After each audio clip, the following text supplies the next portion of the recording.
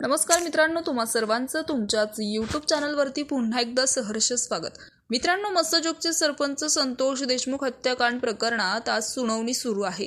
या सुनावणी दरम्यान देशमुख यांच्या मारेकऱ्यांनी सरकारी वकील उज्ज्वल निकम यांना काढण्याची मागणी केली आहे। वाल्मिक कराड आणि विष्णू चाटे वगळता इतर आरोपींनी ही मागणी केली आहे। निकम हे राजकीय पक्षाशी संबंधित आहे, त्यामुळे त्यांना या प्रकरणातून बाजूला करावं असा अर्ज न्यायालयात दिला जात आहे। यावर आज कोर्टात सुनावणी सुरू आहे।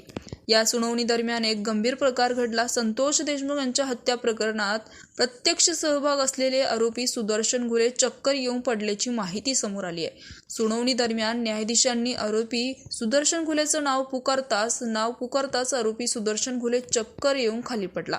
त्यामुळे घुलेला नक्की काय झालं, त्याला कोणता गंभीर आजार आहे का, असे प्रश्न उपस्थित केले जात आहे। मिळालेल्या माहितीनुसार संतोष देशमुख हत्या प्रकरणात सुनावणीच्या वेळी माननीय न्यायाधीशांनी आरोपींना पुकारले असता सुदर्शन घुले हा उपचार घेत होता असं सांगितलं जात आहे। त्याला व्हिडिओ कॉन्फरन्सद्वारे सुनावणीला हजर केलं जात होतं। यावेळी सुदर्शन घुले अचानक खाली पडला।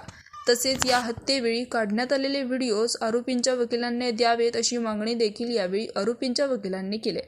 घटनेनंतरचे व्हिडिओज आरोपी वकिलांना देण्यात यावे, मग आरोप निश्चित केली जावी असं युक्तिवाद आरोपींच्या वकिलांनी केला। जे व्हिडिओ ट्रायल कोर्टात नाहीत ते व्हिडिओ उच्च न्यायालयात दाखवले जात आहेत आणि वातावरण भयभीत करले जात आहे, असंही युक्तिवाद आरोपींच्या वकिलांनी केला। त्यामुळे सरकारी पक्षाकडून आजच आरोपींच्या वकिलांना व्हिडिओज फाईल दिले जाणार का, हे पाहणं महत्त्वाचं ठरणार। तर मित्रांनो, याविषयी तुमचं मत कमेंट बॉक्समध्ये कळवा। चॅनलला नक्कीच सबस्क्राईब करा। तूर्तास धन्यवाद। जय महाराष्ट्र।